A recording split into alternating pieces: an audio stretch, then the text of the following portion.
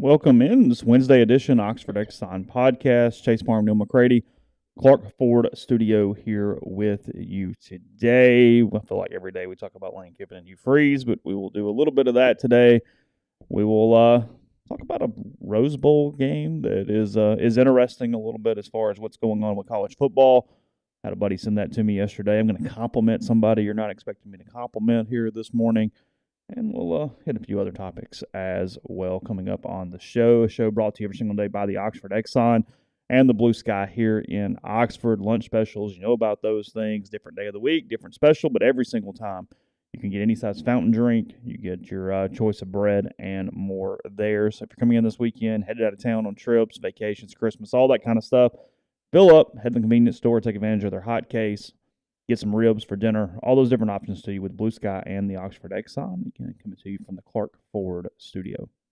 We are, Clark Ford's in Amory, Mississippi. 662-257-1900 is the number. Call it. Ask for Corey Clark. Tell Corey what Ford product you're looking for. He'll send you a quote within 15 minutes in business hours. It's right to the bottom line. No hassle, no haggle. You get your quote. The rest up to you. You can shop your quote around. You can do what I've done. What I recommend that you do. Let's hop into a Clark Ford today. Great service, great product.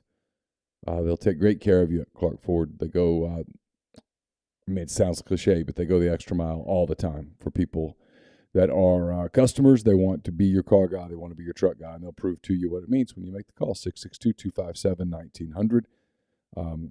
Guest will join on the Rafters Music and Food Hotline. Rafters on the Square is the perfect place for your Christmas party or gathering. They can accommodate parties of 10 to 500. Great food with a Cajun flair, holiday drinks, in a festive atmosphere. Call Jeannie, 601-842-0948 to request a catering menu and reserve a date.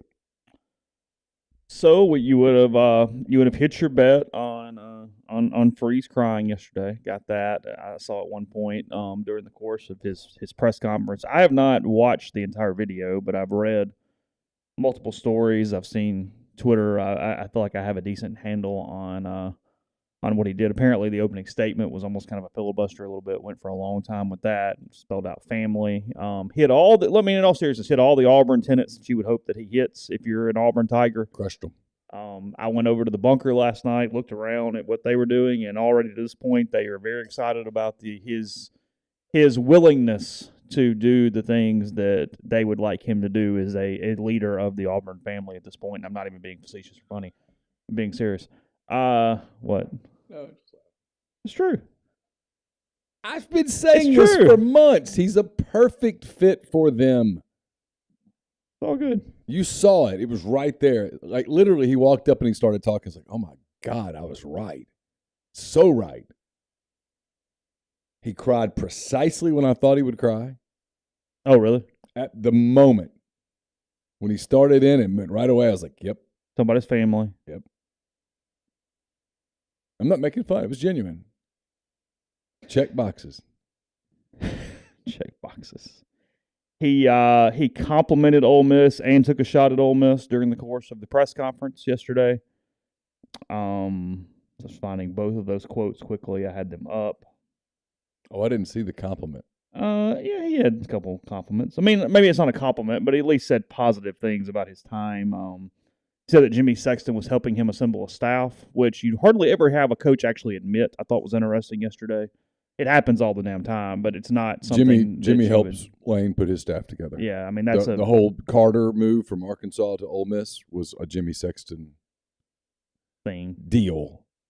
Jimmy didn't do it, but it was made easier by the fact that there was a puzzle. That Jimmy represented both Lane and Sam. Yeah. His quote on Ole Miss early on in the press conference, I had a great 5 years at Ole Miss. They were great to me. My story is well documented. I let a lot of people down. I'm very sorry for the end of that, but I spent the last 6 years trying to earn the respect and trust of my family, teams, administration, and everyone that was around me. That's the lesson I probably learned is just keep working and earning people's trust. He denied that Commissioner Sankey at any point kept him out of the league. He was asked that question yesterday. Some semantics there. Yeah. Sankey didn't tell people you can't do it. I just think people were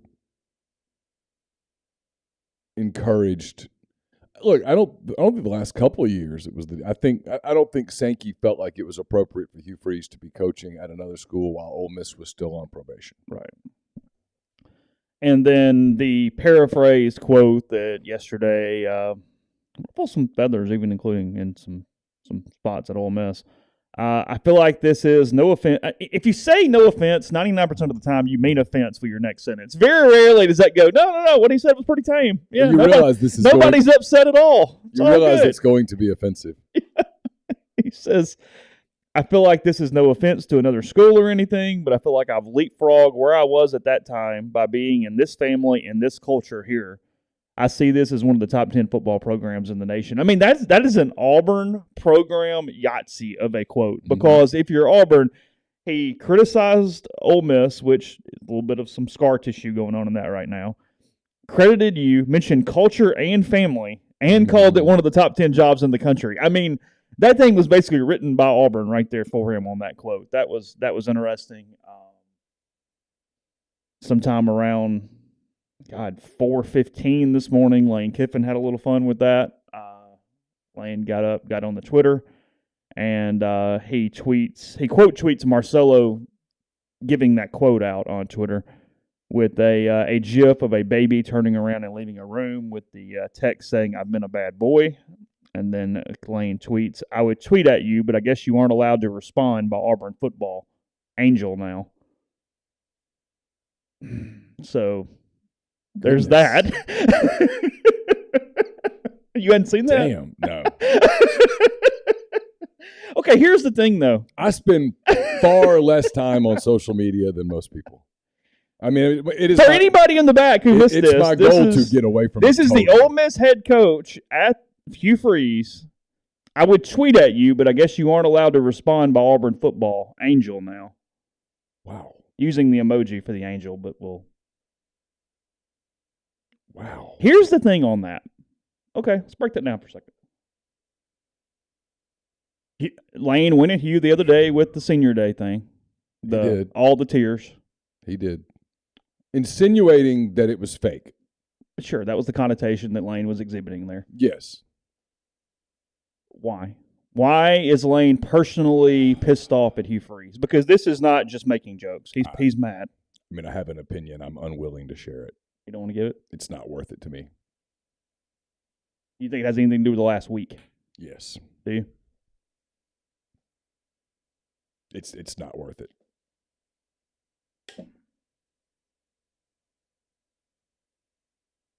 It's not. No, I'm going in my head where I think you're going. I'm trying to get there. You don't believe it predates anything to do with the last couple weeks? I don't. Yeah. There are several rumors out there of Freeze being sources in different ways for different things over the course of this news story. That's part of it.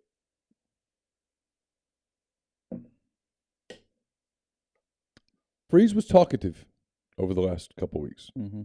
He was. He was. It's the irony. Publicly, he didn't say a word, but privately a good bit.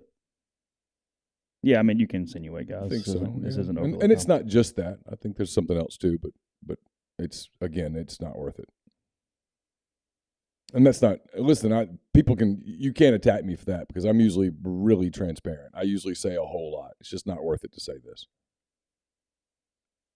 I mean, they broke bread a few years ago in Oxford, ate dinner together, went all over the internet. I think they used to like one another kidding. fine. I mean, I think they got along fine up until this.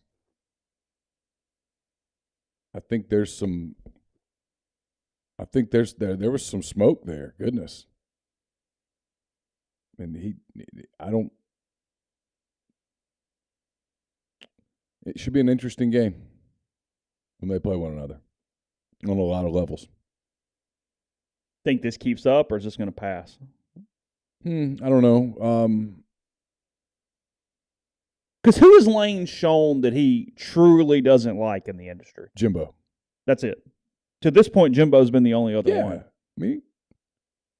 He'll play with people, but he's not like this. Well, yeah, but like he'll play with Leach. He'll play with Pittman. He'll play with Saban even. Yeah. I think he likes Brian Kelly. Certainly respects Brian Yeah, Kelly. when he made fun of Brian Kelly dancing, it was not venomous. He was playing.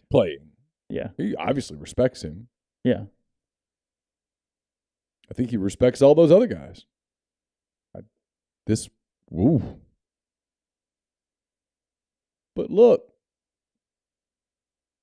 I lose track of the time. Last week was a long week. I'm still kind of recovering from it. That was a week. And stuff happened in that week. That is a good point. A year ago, had I told you, hey, just wait, and John Cohen's going to hire Hugh Freeze, you would have thought we had a whole different situation brewing here. I would have thought I'd hit the jackpot. You thought you got the state job. I would have said bonanza. Yahtzee. Yeah, Chris Lowe asked about the DM yesterday. I don't think Auburn did, that I'm aware of, any media that was at the press conference. Or maybe Lowe did it at the press conference. I have no idea. But I saw a story on Neal.com or somewhere where Chris Lowe was credited with asking Hugh about the Chelsea Andrews thing. What was Hugh's response? That he had learned a lot, that he learned not to try to impact other people's situations or like their thoughts. I can find it. Hold on. I had it up. I'm doing a really bad job of paraphrasing it. He said, I learned from the situation that I should totally understand other people's circumstances first before communicating or commenting on someone's situation. It was an inadvertent misstep with no ill intent, and I'm sorry. That was his quote. I don't have a problem with that answer. No, it's okay. Yeah, it's all right. No big deal. Did you see where he denied the story from 40 about Auburn taking his social media? I did. So, did it? Okay, I see, and I didn't go crazy on researching this beforehand. I just took everybody's word they were right, which is kind of a problem in these days. Is it true? Was it in the contract where somebody got it, or they simply were sourced that Auburn was doing it? What happened? I mean, I'm not one to defend Pat 40, but he didn't make that up. Well, no, hell no. Are we using semantics? My guess is that Hugh is using semantics because Hugh is going to have some approval. That's what I meant. Hugh is going, hey, well, I can still tweet. But it's a very no margin. My guess is that he doesn't. My guess is that there's something in the contract about you can't just pick up your Twitter machine and start replying to people. Frankly, it might be that, no replies. Talk about Auburn all you want to. I mean, don't put extra work on our guide just to say, hey, go Bruce Pearl, but right. Lane may think if he tries hard enough, he can bait Hugh into responding. He could. I mean, you got the willpower to take months of this without saying a word. Subtle, boom, boom. That wasn't subtle, but like, just saying. Yeah. I mean, I don't know. There's a lot there. There's a lot there, but yeah, there's just a lot there. And there's a lot that I think might be there. What level of issue is it that John Cohen did not speak at the press conference yesterday? It wasn't his press conference. It was Hugh's. ADs typically talk at those things about the hiring process, however. Yeah. Especially in one like this. But people were there to listen to Lane. I mean, they were there to listen. Well, that's Freudian slip. They were there to listen to Hugh.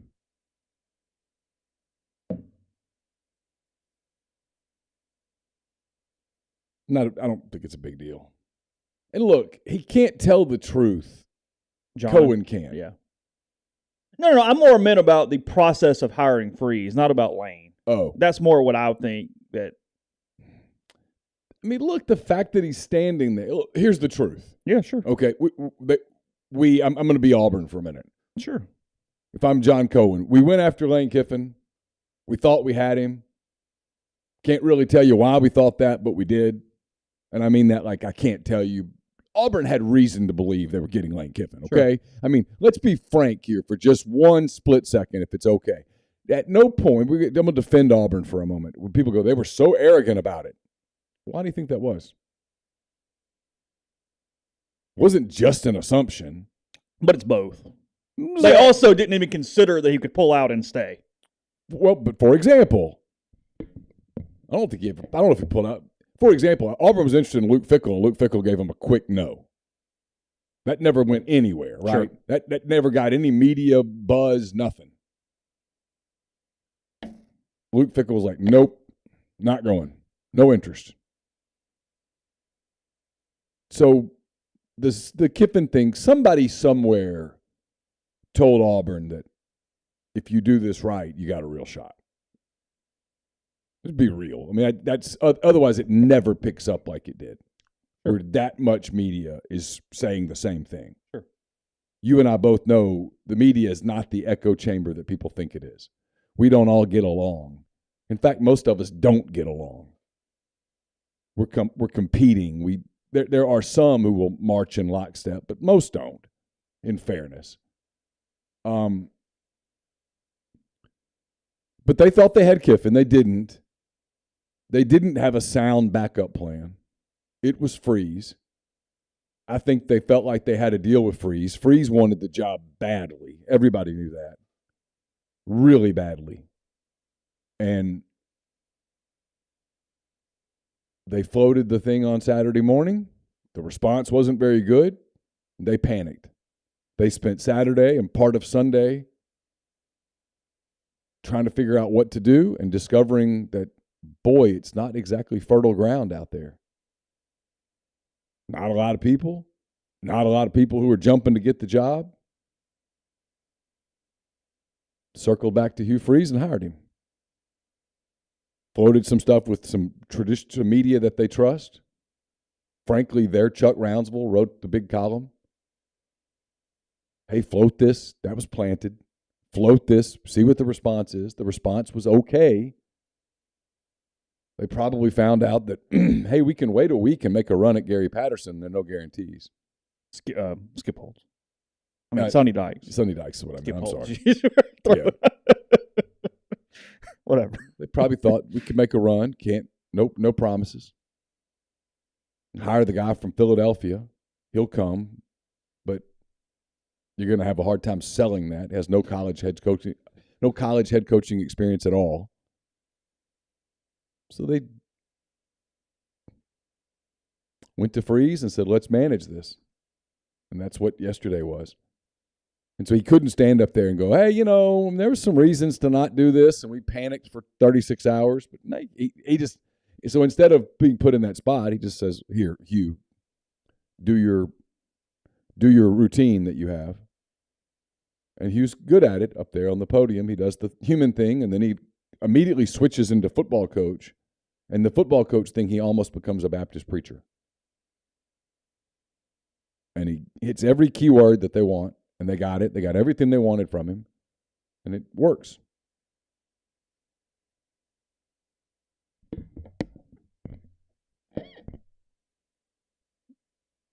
Source, speculation. I'm going to move on to something else in a second. Source, speculation, however you want to do it. What do you think the limbo was like between Cohen and Jimmy Rain and those guys in this? It's difficult for me to believe, and I don't know John Cohen, but it's difficult for me to believe, knowing what I've heard about John Cohen, that he wanted to hire Hugh Freeze. Yeah, I agree with that. Jimmy Rain did. And look, it was Cohen that I still don't know what happened on that Monday night. Like, why? I still go back to that so many times. Why did that leak like that? Because people can say what they want about John Sokoloff. He didn't just make that up. Anyone that knows anything at all about journalism, and John doesn't like I don't really have an editor I have to run something through anymore. John does. There were multiple people at WCBI, and look, that might be a rinky-dink carnival of a station. I have no idea. It might be awesome. I don't know. But there were multiple people who had to say, okay, well, who's your source on this? I mean, John told his bosses who the source was because he's still employed today. Yeah, sure. Yeah. He told them who the source was. Had to have been a good source. Based on what I've heard, there was more than one source, which makes me wonder who the other ones were. But Got to guess. I've got a couple stabs. Yeah. But he ran with that. And why? Why? If Cohen was one of the sources, why did John Cohen want that put out on a Monday night? Did he think that was going to make the Ole Miss situation so negative for Lane that he'd have to leave? Or was he trying to do a Scott Woodward on Lane Kiffin? He ended up not doing either, but I think it really pissed Lane off. I think it hurt Auburn's chances with Lane Kiffin. Yeah, I think it made Lane mad on multiple fronts. I think that's what that was. He was pissed. It made those 3 days miserable for Lane Kiffin. Yeah. And I think it made him distrust Auburn a little bit. Yeah. I don't know that. Sure. I'm just kind of guessing. All right, we'll spin off that in a second. Before I'll tell you about Prime Shrimp, primeshrimp.com. 6 different flavors available right now to be shipped directly to your door, and then pop them in the freezer to plate in fewer than 10 minutes. Take care of an easy dinner. Kids got activities. It's getting dark early. Let Prime Shrimp help you. And just after the new year, they're going to introduce their 7th flavor. It's a New Orleans barbecue flavored shrimp. It's early reviews are fantastic. What I've been hearing, saw the packaging this week, will be one you can put into the rotation as well. They also are doing their 2-pound bags of individually frozen shrimp. Those are just like what's at the grocery stores. They pay higher quality shrimp from the New Orleans-based brand. So that's primeshrimp.com. Use code MPW for $20 off your first order. Walk On Sports Bistro puts everything they've got into bringing you game day with the taste of Louisiana. Dig into the mouth-watering, made-from-scratch Louisiana cuisine. Po' boys, gumbo, voodoo shrimp, plus fan favorites like juicy burgers, fresh salads, all in front of 70-plus TVs, 40-plus ice-cold beers on tap. It's Walk-Ons in Oxford or Ridgeland. You can order online at walkons.com or check out the convenient Walk-Ons app. Dead Soxy's BOGO, I guess it ended on Tuesday, so see, I needed to update my reader. I didn't do it. It's deadsoxy.com. You can still go to there and go to promo code Rebel Grove at Dead Soxy. Get 25% off the best socks you will absolutely ever put on your feet. They've got the Ole Miss NIL socks are now available as well. Deadsoxy.com, promo code Rebel Grove. The College Corner is your one-stop Rebel shop. 2 locations in the Jackson area, I should say, in Ridgeland. It's next to Fleet Feet. In Flowood, it's next to Half Shell. If you don't live in Jackson, go to collegecornerstore.com. Plus, you can find them on Facebook and Instagram. Whether you're tailgating in Oxford or home gating with friends and family, the College Corner has you covered for game day with the largest selection of Rebel gear in Central Mississippi. We're also brought to you by Comer Heating and Air, Southern Air Conditioning and Heating, different names, same great products and services.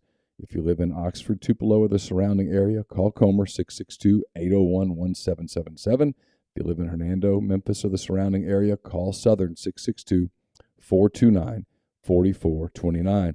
A-Stock Auctions is a Nashville-based online auction company with the mission to provide customers the power to name their price. All items at A-Stock start at just $1. That's right, every item starts at just $1. Shop now at astock.bid or download their app, Name Your Price. On thousands of items from big-name retailers, A-Stock Auctions has multiple locations around Nashville that offer local pickups, so don't miss out. Want it, bid it, win it. Podcast also brought to you by G&M Pharmacy, 662-236-2222. They deliver locally in the Oxford area and they offer MedSync to fill your prescriptions the same day each month and take care of you. One trip to the pharmacy, one delivery, and you have everything you need when you need it with G&M. They also will individually package and dose your medications for those who need that extra step. Very important for parents or other loved ones who need that attention. So, again, that's Tyson Drugs or G&M, 662-236-2222. Not that this necessarily matters, but just kind of curious. Had it been Lane, we would have talked about, hey, State's got its place, but Auburn's rocketing at the top. And I know it's an unfair question because you're not in Ole Miss fans' minds, but just in general, where do you think the rivalry sits between all these SEC West schools and Ole Miss right now? What do you think Auburn's level of whatever is for Ole Miss as we get into this next season and have this? Well, there's going to be a lot of pressure on Hugh to win that game next year. Going to be a lot of pressure on Hugh for Lane Kiffin not to walk into Jordan-Hare Stadium and win months after he turned them down. Going to be pressure on Hugh to justify being the choice. It's going to be a big game for him. How big of a game is it for Lane? I don't know. I mean, I'm guessing based on the tweet this morning, he must really want it. I mean, it's pretty intense. The two fan bases don't like each other. I mean, if the commentary over there about people like you and me is any indication, they're not crazy about us. All that. And our people are pretty nasty about Jay. I mean, if that's any indication, the fan bases don't care for one another. I told you, I mean, I think you're going to see some shuffling of.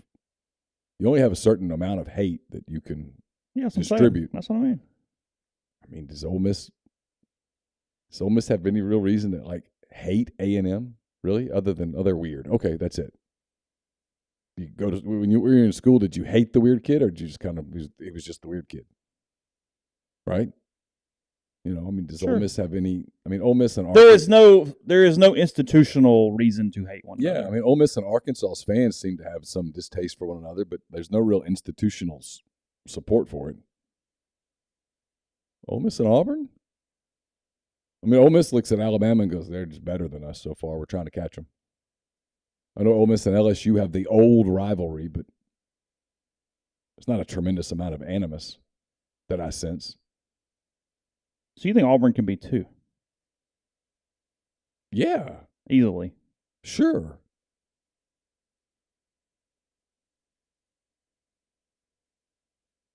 I mean, frankly, it could be 1.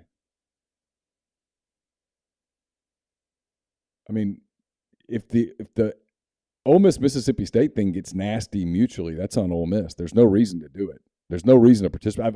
I've been on this bandwagon for a long time. And I realize I'm not from Mississippi. I don't have a lot of Mississippi State friends. I don't talk to a lot of people. I realize it's different if you do. But from my perspective, which is somewhere between 0 and 30,000 feet, I look at that rivalry and go, if you allow that to become caustic and hostile from an Ole Miss perspective, that's sort of on you.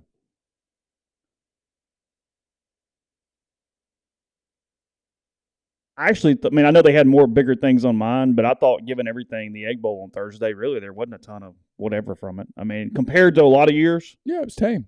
It was just kind of whatever. I mean, it really wasn't anything overly. And I haven't paid attention, but I haven't seen them going nuts on social media with it either. Maybe I've missed it. I don't pay a lot of attention to that stuff, but. I mean, have they gone crazy with the egg? Well, I mean, yeah. I'm sure Facebook's a mess and things like that, and I'm sure State will do whatever. But my point is, it does not feel like some, oh, my God, end of the world on Ole Miss's side, at least just from what I notice and perceive and see. Yeah. And I mean, Ole Miss has no one to blame but Ole Miss for losing that game. Well, no, they gave the game away. I mean, you handed them the trophy and they took it. I can't say I blamed them. You were the better team. You lost. You played like crap, and you gave it away, and they took it. Okay. End of story. Move on. And frankly, I mean, they weren't. I didn't see them being cheap or nasty or anything during the game. They were, Forbes talks, but Forbes talks every game to everybody. It's part of his game. By the way, in Mississippi State's favor, how the hell was he not a Thorpe Award finalist? I know those things don't make sense, but Jesus Christ. He's a great player. His numbers were better across the board in the SEC, and he was not one of the 3 dudes going to the award ceremony? He's a fantastic player. I mean, I love watching him play. I watched. Holy hell. I put my binoculars on him 10 times Thursday night. Oh, I mean, he was great. If I'm an NFL team, I'm all over that guy. He's a lockdown corner. Big, long, and has that NFL cornerback mentality. In his mind, he has never been beaten. Ever. That doesn't exist. You can show him a film of him getting beat, and he'll go, that's not me. It says your name on it. It wasn't me. And believes it. And that's what you have to be at that level to be elite. You have to believe, no one's ever beaten me. Yeah, it's Mississippi State's national profile hurt him. That's the only. That's it. That's the only example because only reason because that he should be not only get going but winning the thing. It should be his award already on the mantle. He's the only DB I saw all year Malik Heath back down to.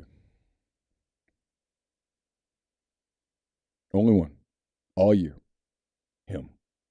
Stud. He's a great player.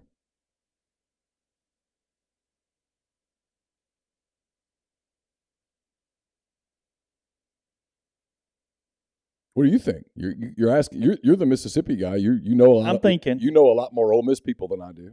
Where does the Auburn thing rank? I don't. You probably talk about it in your circles a lot more than I do in my lack of a circle. State has always been the thing where Ole Miss doesn't want to lose more than it wants to win with Mississippi State, in my opinion. There is a difference. Yeah. It's relief, not excitement when it's over. Yeah.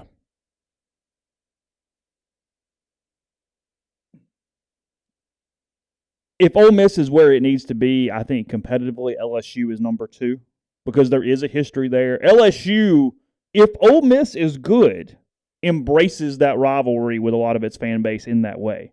Okay, it's when Ole Miss is not good that they go, okay, whatever. Right. But Ole Miss kind of has to get there. You know what I mean? Like they have to kind of prove that a little bit from that standpoint. Sure. Arkansas has been a little bit of a weird thing just because they play a bunch of weird games and are fairly in the same pile for the most part. I think that's where that comes from a little bit. So I think Auburn easily can jump there. I think Ole Miss has to be careful to not let Ole Miss Auburn. And again, this coaches and players aren't doing this, so it's kind of dumb when we do. Hey, don't let it. It's like people go, hey, on message boards, we're focused on the next game. Let's not look ahead. And I go, hey, we don't play. Like no. I can talk about 2026, then it's all cool. But no, I think in its right place, Auburn is number 3 traditionally over Arkansas behind LSU. That's if Ole Miss is kind of doing what it's supposed to do, that's probably where it should sit. But no, I mean, a former coach is the head coach there.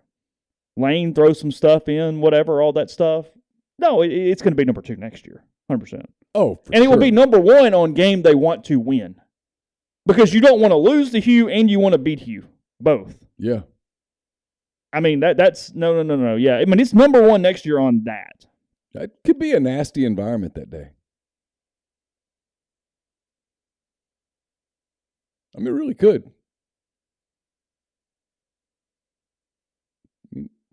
The Ole Miss coach turned them down. I think for a lot of them, that's what they can't get past. Yeah.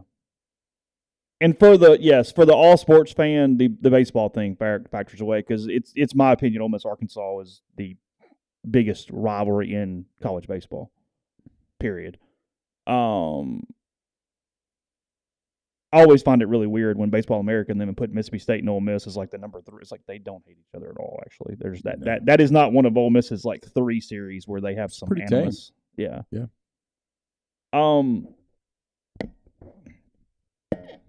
Yeah, I mean, the Treadwell thing happened, but it was 8 years ago. I don't know that even factors into our conversation at this point, even though at the time it was a huge deal. Yeah. I mean, that had some tentacles, but I don't think it was tentacles now. I mean, that was... Ooh.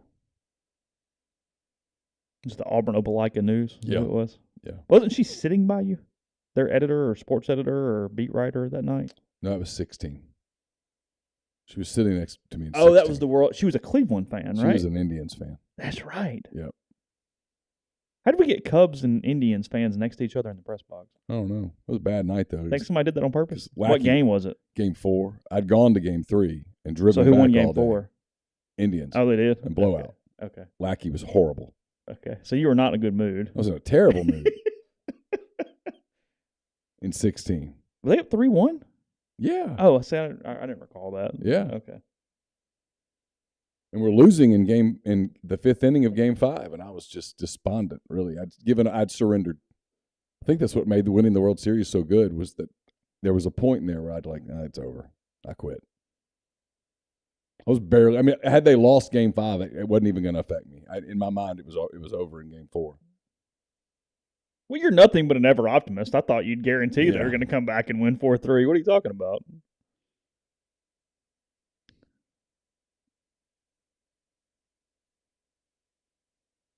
Yeah, I mean, we'll see. I mean, here's the thing. Nobody knows what either one of these teams are necessarily going to be next year. Got so much portal to do that. God, anybody can look anyway next season. Yeah, it's Auburn could suck next year, and they could do one of these USC type turnarounds. I don't know. Beats me. I mean, I don't. They're finding Caleb Williams if they're going to do a USC I'm not type. predicting that. I'm just saying there's a lot of stuff out there when you can go just grab whatever player and win these recruiting battles. Because look, it does come. Here's what Ole Miss did. When Ole Miss put in this level of NIL, it has enough NIL to make it about recruiting again. Because if everybody's offering the same damn amount of money, it does go back to the other things. You know what I mean? I mean, it's one of those deals. I don't know how recruiting looks now. I mean, who knows? Like frankly, it's and I might become the first person that does it. When you talk to these kids about recruiting, how much did they offer you? How much NIL did they offer you? Yeah, what's that plan? Does one stick out with a much higher plan than the rest of them? Was one offering you more money than others? Oh, no, it wasn't about that. Okay, well, then what was it about? Did you get an NIL package? You can tell I'm not. I'm not going to be able to cover recruiting. I refuse to do it with my head in the sand. I will not do it. I will not participate in the whole, hey, what is it about Ole Miss that you like? Or what is it about Auburn that you – no. What was that? Did they offer you an NIL package? Did one NIL package significant? Was it more than the others? I think you have to ask that question if you're going to be a remotely quality journalist. And I think kids are going to look at you like, I can't talk about that. It's like, why not? Does Freeze at any point go to the well for the whole we recruit a different kind of kid, or is he past that? He can't do that at Auburn. He can't? No, he couldn't do that here. Well, I know, but he did it. No, he can't do it there. Nope. He did it at the Sugar Bowl press conference. I know, I was there. Yeah. Remember looking at you going, what is he doing? Why are you saying this? You're at the Sugar Bowl. No, we're just recruiting good football players.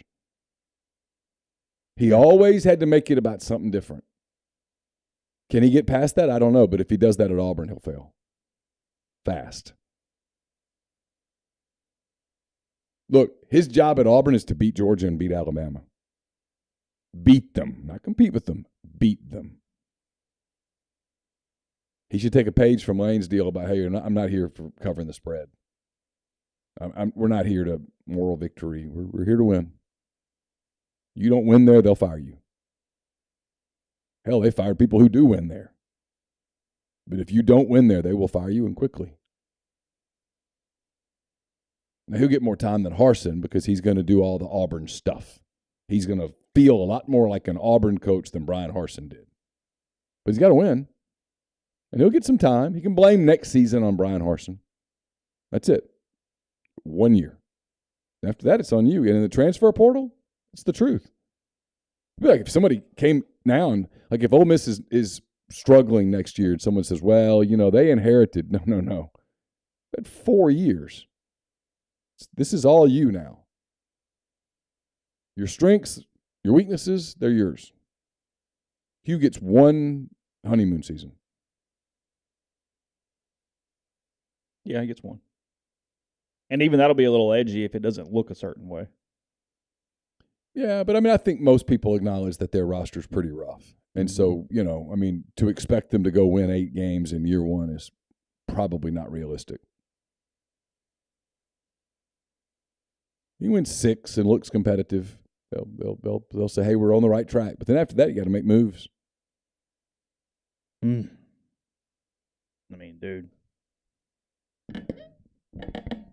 Yeah, I did not go back and watch Freeze from 12 and see if there were similarities or not. I didn't have that kind of time I didn't have the desire to do that yesterday. But, seriously, people are talking about this in the thread, and they're right. When the kid goes, it felt like home. I just had a great relationship with that coach. Don't you have to follow up and go, did you also have a good NIL package? Was your NIL package presented to you any differently than what it was at School X or School Y? And when I ask that, am I being a jerk or am I just being a reporter? Well, because like I said, here's the thing. For the top kids, my hunch is they're all relatively the damn same. And it does come back to, you got to pick somewhere. But then I need the kid to say that. Yeah. No, all the NIL packages are basically the same. You know what I mean? If Because the I kid think that's probably where you are in a lot of that, this. well, I'm not talking about that. Okay, well, then I know now that's what this is about. I mean, the 12-inch story where the reporter goes, well, tell me what you liked about Louisville. Okay, tell me what you liked about Ole Miss. Okay, tell me what you liked about Texas A&M. I'm not doing that. About 500 words for anybody who's. I'm not doing that anymore. I'm not going to write them. They're stupid. They're disingenuous. Did one of those schools offer you more NIL package? If a kid tells me, now here's the only way I'll do it. If a kid goes, you know what, School X offered me more than Ole Miss, but I just really liked it. Okay, cool. What did you like? Now I'm writing a story about that. Otherwise, I'm going to keep asking NIL questions. Probably to the point where people are like, hey, quit hanging around.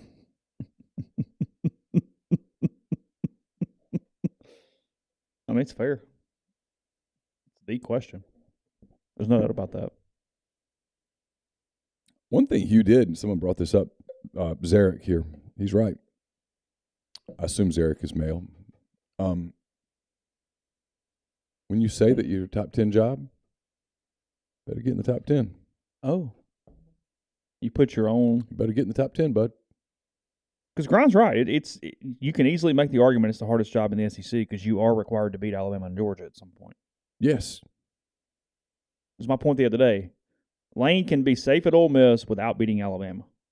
You cannot be safe at Auburn with never beating Alabama. Lane could go perpetually 9-3, never beat Alabama, and be fine. And I mean, there might be a few people who grumble, but will never be anything in close to job in jeopardy. Mm-mm. Hugh Freeze goes 9-3 and doesn't beat Alabama in 4 years. He's out.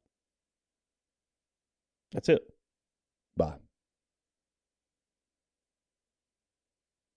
Big difference. It's a huge difference. Hugh Freeze the coach at Auburn today if he didn't beat Alabama one of those times? Probably not, but he did. He beat him. No, twice. it's fair. I'm just curious. Probably not.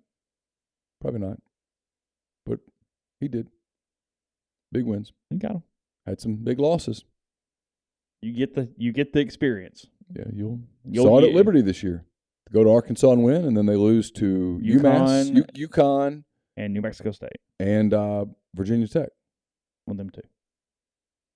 Because that was the game I watched in Fayetteville the day that Ole Miss and Arkansas played, and because I had Liberty -10, and I felt great about it. I was wrong. Yeah, I don't know. I don't know what to do with New Mexico State because his team knew he was leaving and did not care at all about that football game. So it's sure didn't want to send him out on a win. Tells you something. No, they quit. Tells you something. They really quit. There were rumors at Tulane last week, and they played hard for Willie Fritz. Who's not getting the Georgia Tech job? Turned it down. Did he? I think so. Decided to stay. Okay. Sometimes I just think people. Well, it's not like he's destitute. No, it's all right.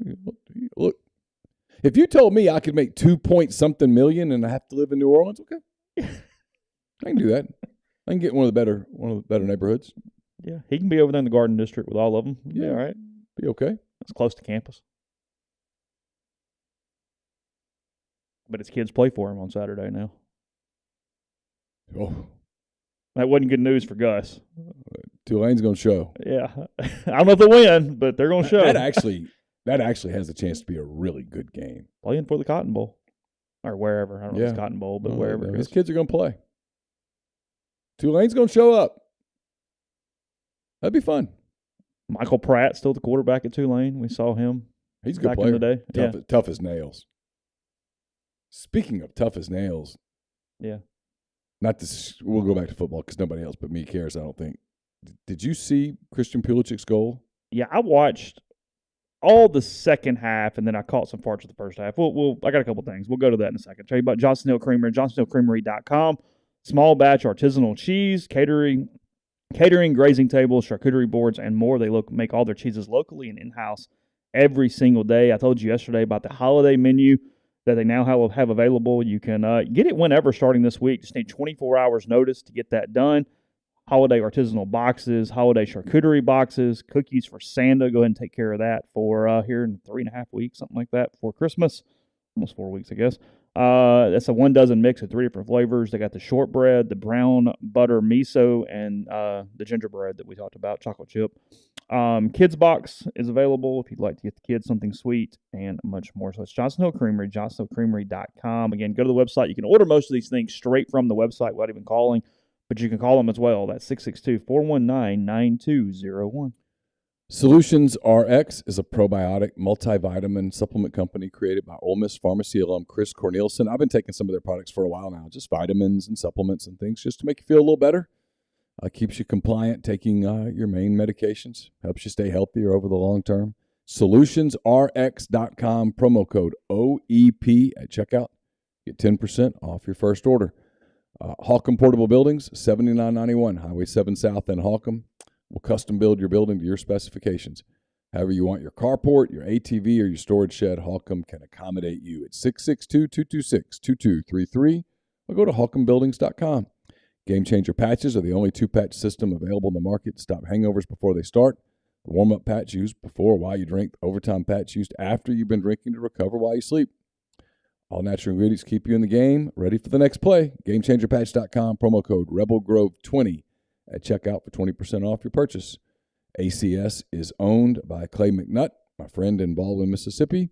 It's a complete electrical control system solution provider, a Rockwell Automation recognized system integrator. It's got a full-time dedicated emergency service and troubleshooting staff, a UL 508A panel shop, and much, much more. It's ACSLLCMS.com or call 662-601-4381.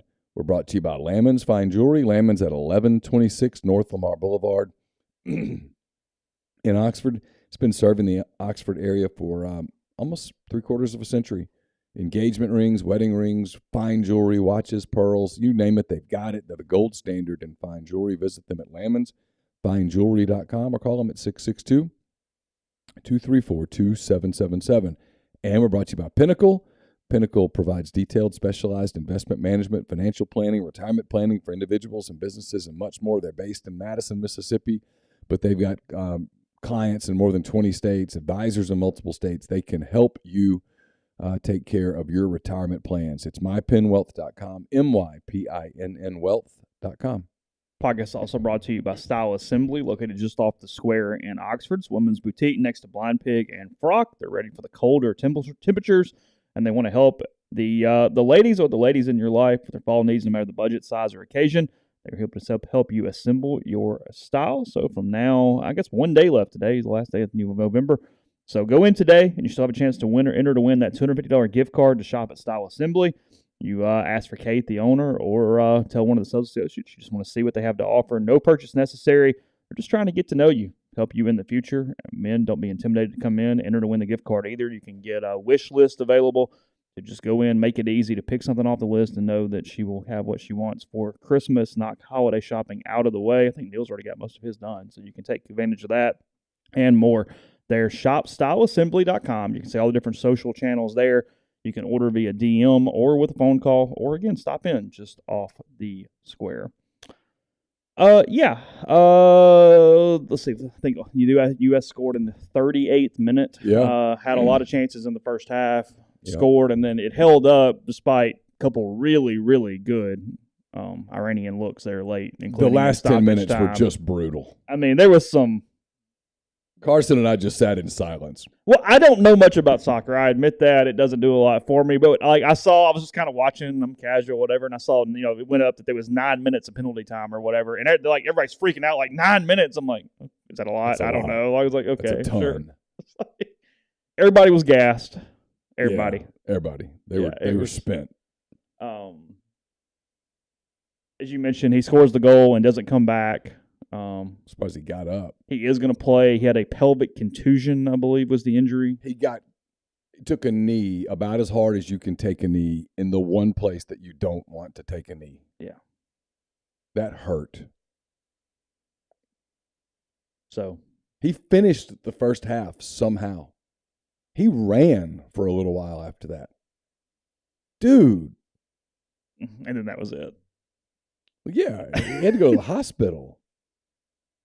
My guess is he was spitting up blood. Yeah, I would assume that. They play at 9 a.m. on Saturday now against the Netherlands in the round of 16. It's not a terrible matchup. Got a shot. They not a great shot, but a shot. The Netherlands, incredibly good club. They have not played since 2015 when the U.S. won a friendly. I think 4-3 was the score, but that has nothing at all to do with this whatsoever. The U.S. has only given up one goal. It was on a penalty kick. It was on a bad. It was that really dumb decision late against Wales. Yeah, to tackle Gareth Bale from behind. That was a mistake. And that was the reason that the last 10 minutes were so intense. Because otherwise you wouldn't have. You'd have been fine. Yeah.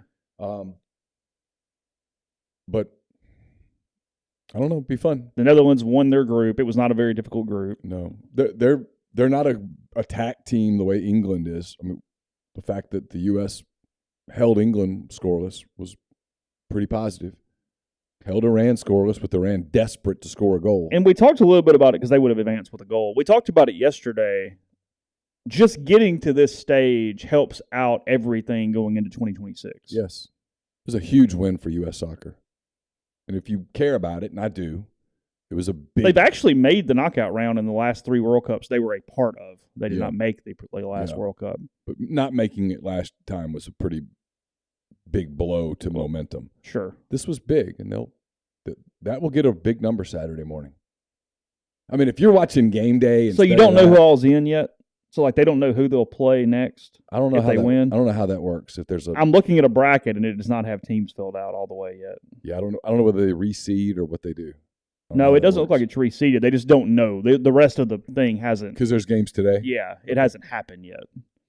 The only I'm seeing where these 2 groups are the only 2 that are in for sure, or at least where all the matches are complete. Let's put it that way. Because I don't even know. It's 1C against 2D in the next round. Okay. I don't know who that is. England plays Senegal in their round of 16 game. That is December the 4th at 1 o'clock. So the day after the U.S. at noon. Drew, you're just revealing your ignorance at this point. What? That U.S.-England game was freaking great. It was a great soccer game. I know it ended 0-0, but it was great. If you're going to sit and watch Desmond and those guys holler about something somewhere for 2 hours instead of this on Saturday morning, that's on you. Well, and I'm interested just because it's a big world deal. Corso going to put on. Woo! I don't even know that I don't know what I'm watching. I don't even know that I care about the actual gameplay. It's more of just what's going on is what reason I'm watching. Does that make sense? Sure. It's more of the worldwide interest in the sport than it is actually what I don't know. Sure. Yes. I can't name 4 Americans on the team. I have a couple of guys that play for Nashville. Oh, are they really? Uh-huh. Yep. I read the goalie story. Had a hell of a story. Didn't start playing until high school. Was a walk-on in college. All this stuff. I read that. That was interesting. Yeah. But otherwise, nah. The kid who turned 20, I can't think of his name right now. Yesterday was his 20th birthday. Carson tells me who all these guys play for, what clubs and stuff. There's a couple guys that play for Leeds. The guy that came in to replace Pulisic in the second half plays for Leeds. Leeds has a lot of Americans on their team. It was just fun. It was just fun to watch. I mean, obviously, I live with someone who's just ingrained in it, so that makes it more fun. But that was exciting. So, and it's cool for our country too, because everybody hates each other. It's it would be a lot of it would be a lot of fun. It would be a lot of. I mean, I remember when I was a kid, when the U.S. beat the Soviet Union in hockey. I grew up in Louisiana. I didn't know anything about hockey, but I remember that. You just knew you were pulling for a. But I remember that Sunday when we played. Was it Finland? In the gold medal game? Yeah. Yes, that is correct. And everyone watched. Because Russia was on tape delay. It had already happened. Yeah. But I remember that Friday night. Because back then, you don't know, do you? No. I remember that Friday night when they beat the Soviets. And it was incredible. And you're just cheering just because they were wearing your uniform. I didn't know what icing was. I still don't really understand icing. Yeah, you didn't know Jim Gregory, those guys? No. Mike Eruzione, all those guys. But on Sunday you did. I remember how cool it was on Sunday. I mean, it was cool. That was 10. That was powerful. They talked about it at church. The minister talked about hockey at church. So it'd be fun. It'd be fun for us to make the quarters, and the whole country's kind of watching a bunch of guys that we don't know who are just wearing our colors and stuff. That'd be fun. I think. Maybe I'm nuts.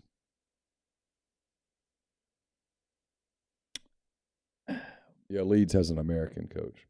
Yeah, for the people who would like to see scoring, you're probably not going to get that because, the Netherlands are kind of plotting like it's very likely this is 1-0. Well, they have his name is like Van Dietz or something like that. He's like one of the best defenders in the world on their back end. I mean, he's amazing.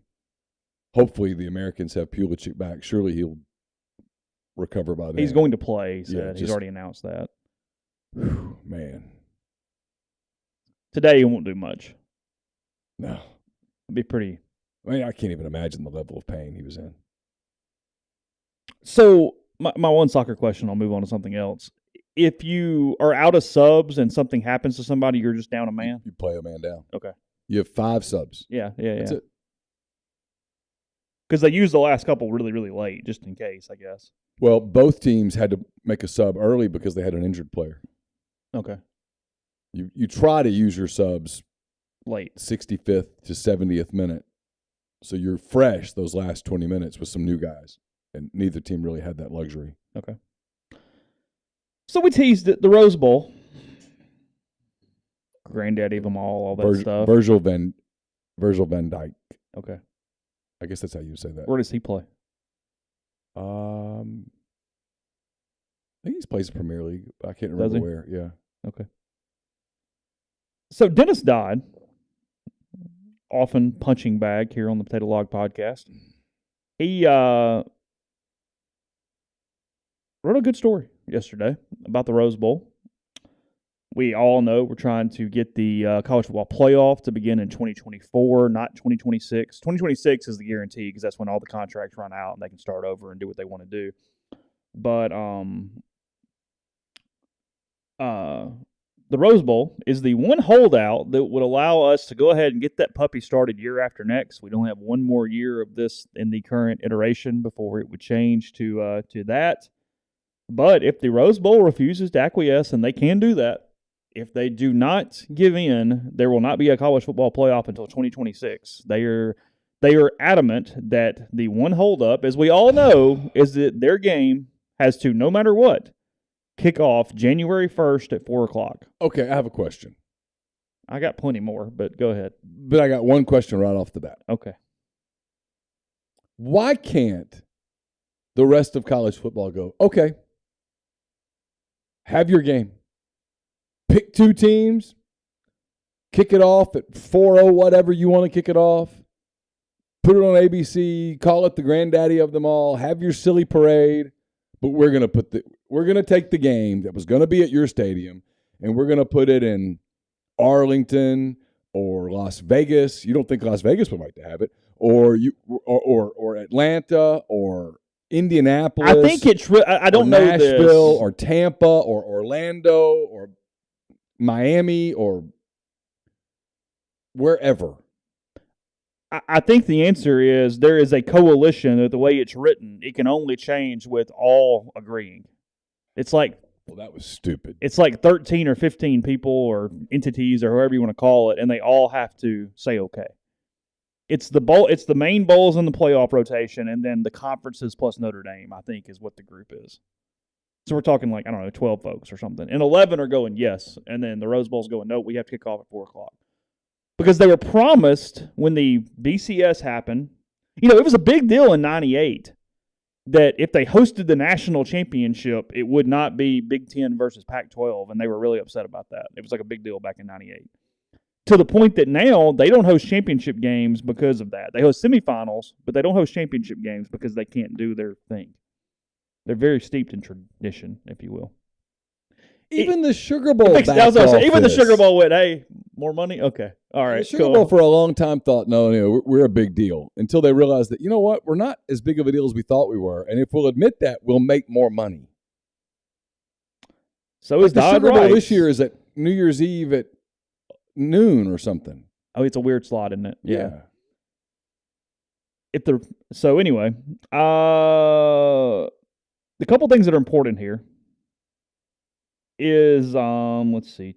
Dodd makes this sentence exactly right. However, in an expanded playoff, all parties are beginning to realize the games themselves are more important than the bowls that host the contest. So get in line or don't, basically, at this point. The Rose Bowl had proposed hosting quarterfinals in 24 and 25, possibly without their Big Ten and Pac-12 partners, in exchange for keeping its time slot as part of the new media rights contract starting in 2026.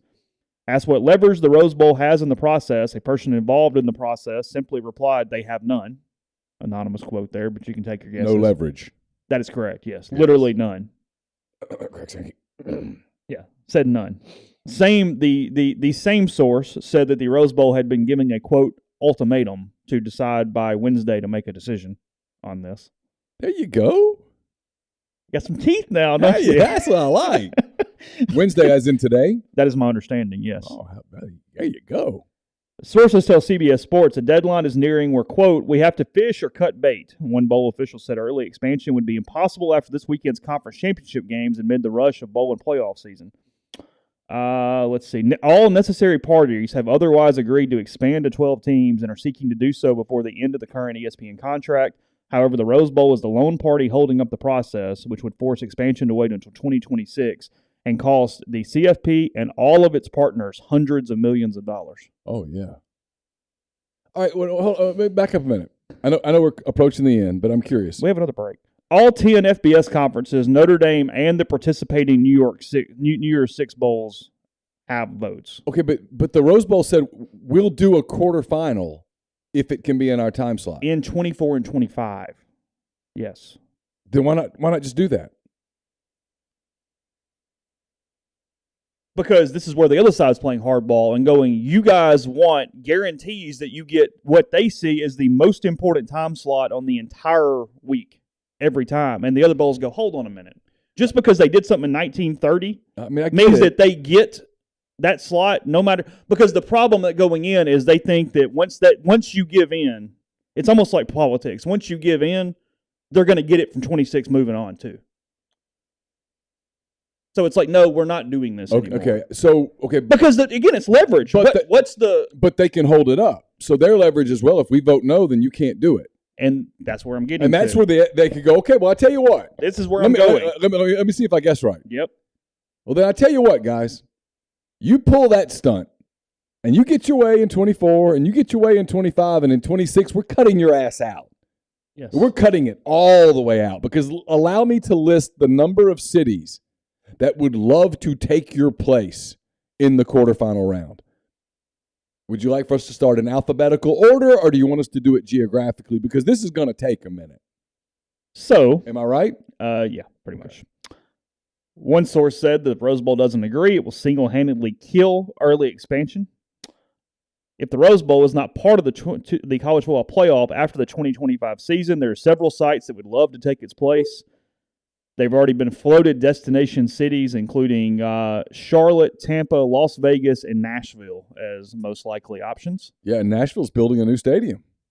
You don't think they'd love to put a quarterfinal game in that new stadium, do you? Think maybe they'd like that? Think Las Vegas would love to put that in Allegiant? Think Caesar's Palace and the Bellagio would sign on to that? Now that the college football playoffs are ready to expand, its handlers are less tolerant of meeting the Rose Bowl's demands. The 5 p.m. time slot will simply be too valuable in the future when, for the first time, the feeling is that the games are more important than the bowls. It's the equivalent of Super Bowl Sunday, said one industry source of the time slot. New Year's Day is kind of like a Sunday, even if it's not on a Sunday. Everybody's hungover from New Year's Eve. They're sitting back. It's 5 o'clock. Everybody's done what they need to do. It's the best window there is. And they're saying, nope. I mean, not wrong. And here's where it's a miscalculation on the Rose Bowl's part. Is had you just played along, you probably would have gotten it most times moving forward. Yeah. everybody played along, and they kind of let you have your mountains and the whole we deal. have some nostalgia. And It's we fine. watch it. I mean, you know, as a kid, you watched Wisconsin, USC, and you saw the sun setting over the mountains in the fourth quarter. They think that, let's see, the primary reason to expand early, is to provide more playoff access to teams and score an extra $450 million per year. It's a lot of coin. That's the That's going to be a fun meeting today. There's been no indication how the Big Ten and Pac-12 feel about the situation, but perhaps it's obvious given that neither conference has aligned with the Rose Bowl in any way in this matter. Nope. Hey. You know what would be awesome? Is if they told them, hey, Rose Bowl, guess what? We're going to create a new bowl. We're going to make it a big bowl, and we're going to play that bitch right there in the Rams' new stadium. SoFi Stadium sounds great. How about that? So you can play your game over there. We'll play it here. So how do you think it ends? They are stubborn. Well, that's the last couple paragraphs here. It says, when the college football playoff began in 2014, it assured the Rose Bowl they would never host a national champion. It was assured the Rose Bowl would never host a national championship. Los Angeles was building the new SoFi Stadium. The city of Pasadena doesn't have the means to outbid the city of L.A., so SoFi will host the 2023 college football playoff national championship. Meanwhile, since 2014, the Rose Bowl has hosted college football semifinals in 15, 18, and 21. So, yeah, they're not a part of anything else if they can't play on January 1st. But the city of L.A. has already come in and gone, hey, hand raise, we'll take it. Sure, too much money.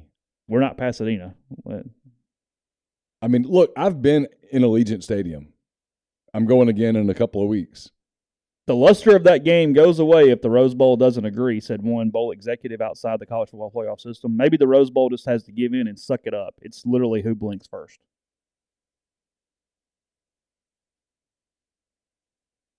Well, my money's on Greg Sankey not blinking. Well, no, they'll allow the Rose Bowl to destroy it today. But they'll pay for it in 2 years. They'll be out of the playoff. And they'll just become the damn Outback Bowl. They'll get a Pac-12, Big Ten next best. They'll be the Citrus Bowl, which is fine. But hey, it ain't a playoff game. Go ahead, you can kick whenever you want, but yeah, do what you want. You're head to head against us now, bud. And no one's if we've got a quarter on that day, we just got a quarter on that day or a semi on that day. I mean, well, it's January 1 is it's quarterfinal Saturday or quarterfinal day. It's got to be. It's Iowa UCLA from the Rose Bowl. Also, it's Michigan Ohio State from from Vegas. Yeah. Good luck.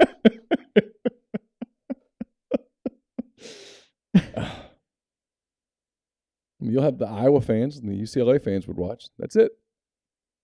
Everybody else is watching playoffs.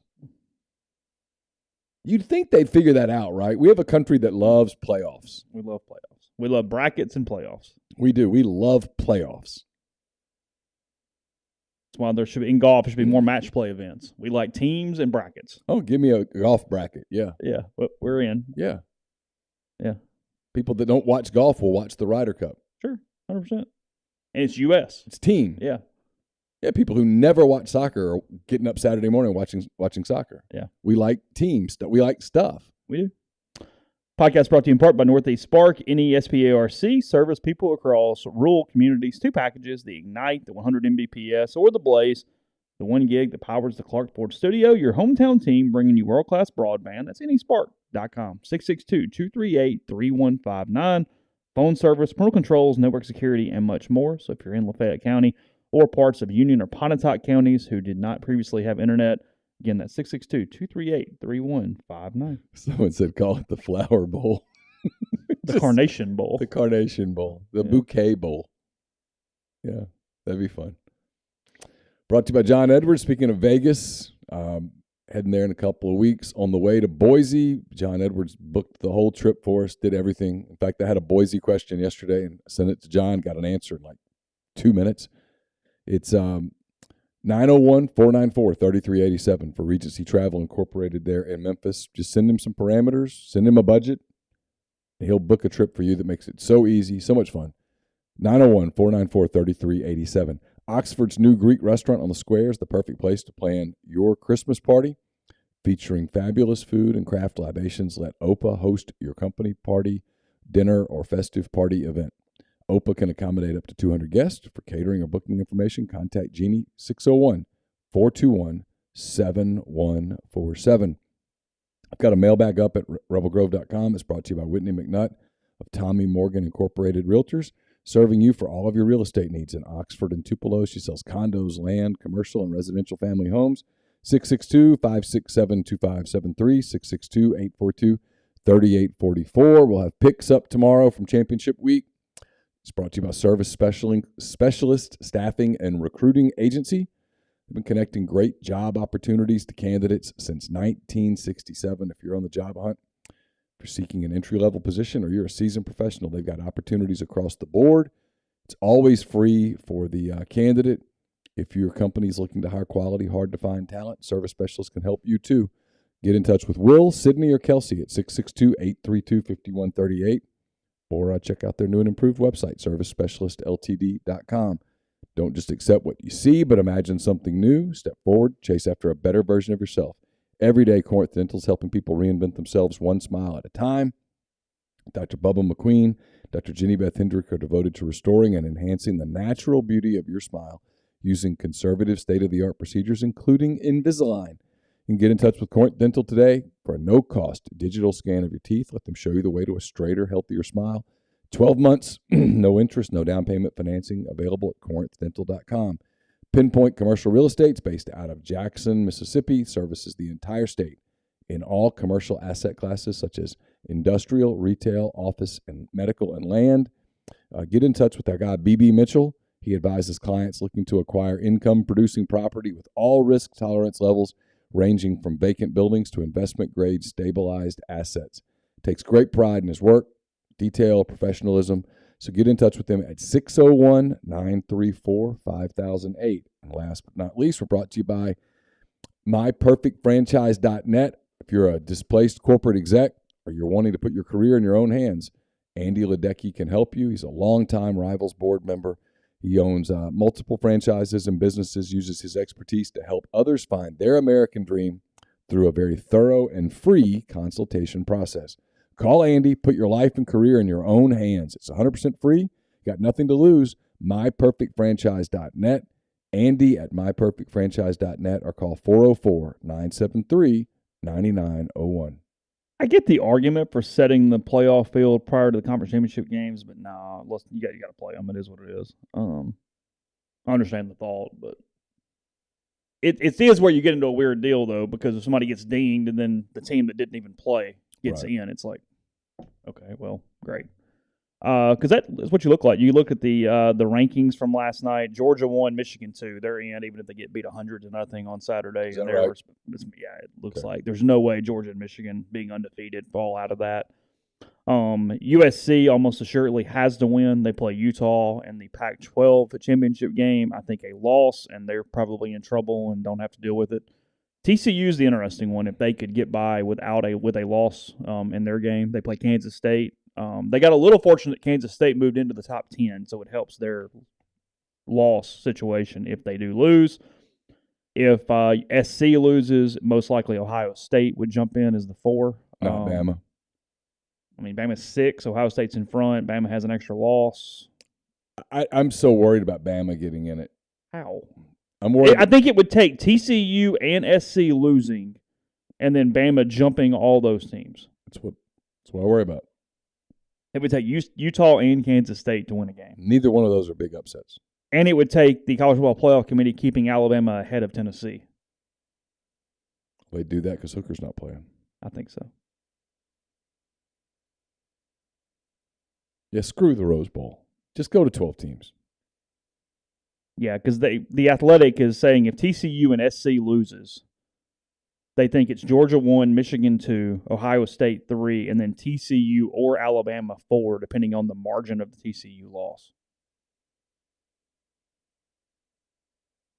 So now you're terrified about Utah and Kansas State winning football games on Saturday. Because frankly, I think Kansas State's beating TCU. And I won't be at all surprised if Utah beats USC again.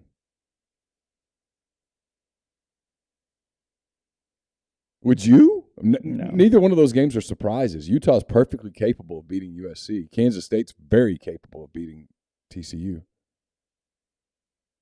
And so they pay the price for playing a championship game. Yes. That is correct. If the Big 12 still didn't have a game, it'd be over. And the Big 12 was pretty good this year. They went 12-0 in a pretty good league. That was a good league. I mean, it's not the SEC, but probably not even the Pac-12, but it was good. It was good. It's probably better than the Pac-12. You think so? Yeah. I mean, they were good teams. I mean, Baylor was a solid team. A lot of teams. Texas ended up being a good team. So if you just want the best teams to win and to get in, and you don't want any of this Alabama kerfuffle possibility, you just root for SC and really SC. SC can kill it. I don't want Alabama in it. I don't want to have to deal with that. Where Alabama pulls off a semifinal upset and we're back doing this again. I would rather TCU get in with one loss. I would too. And let them stay. Sure. But the committee won't. You don't think so? I don't. They're about money. It's weird. Look, do I think TCU is one of the best 4 teams in the country? No, I don't. But I do understand their frustration on every time they win a game late. Everybody goes, well, but whatever. It's like they won. I mean, we don't do that to the Blue Bloods. If they win, they pull it off. We don't do that to Alabama. Yeah. Alabama barely beat Texas A&M. It barely beat Texas. Ole Miss. Hell, it barely beat Ole Miss. I mean, Ole Miss, if they convert that one play right there, they win the game. I mean, I realize it was 4th and 15 from the 20, but still. It's a play. Ball went into the end zone. Yeah, ball's in the air, and if it gets caught by someone wearing a powder blue jersey, we don't do that to them. Look, if a 10-2 SEC team's going in, it's got to be Tennessee. They beat Alabama. They did. They beat them. It's got to be them. Otherwise, the whole thing is even more of a scam than I think it is. You don't care that Hooker's out? That shouldn't factor in. Why is that a factor? Because I think I disagree. I think you're predicting how good a team is at the moment. If you lose your best player, you're no longer that team. I'm picking the 4 best teams. You're not the best team if you don't have your starting quarterback. Yeah, I guess if I'm picking 4 best teams, Alabama's not one of them. Well, that's a different. And frankly, after watching what Ohio State, the way they lost to Michigan, I don't want them either. I mean, they got smoked. They did. At home. If it goes scratch, you're TCU, Michigan, Georgia, USC for your semis. Yeah. TCU, Michigan, Georgia, SC. Georgia, SC be a good game. Yeah, that's your semis if it goes scratch. I mean,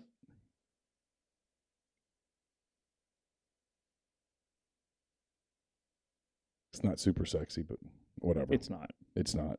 No, it's not. They just blow such an opportunity to have the 4 quarterfinal games on New Year's Day.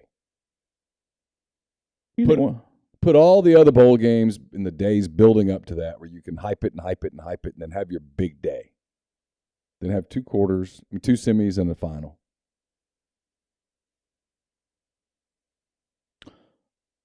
We'll wrap there. Back tomorrow with another edition of the show. We had a couple different things tomorrow. I wanted to mention Trent Dilfer at U8B. We didn't get into that. I want to talk about that and kind of what that potentially means for college football when you're seeing more of that kind of stuff moving forward. So we'll do that. Whatever else happens today throughout the day. Ole Miss men's basketball is not back until Saturday against Memphis. That's at FedEx Forum on Saturday night for that one. So appreciate everybody in the stream. Check rebelgrove.com in the meantime, and we'll talk to you tomorrow morning.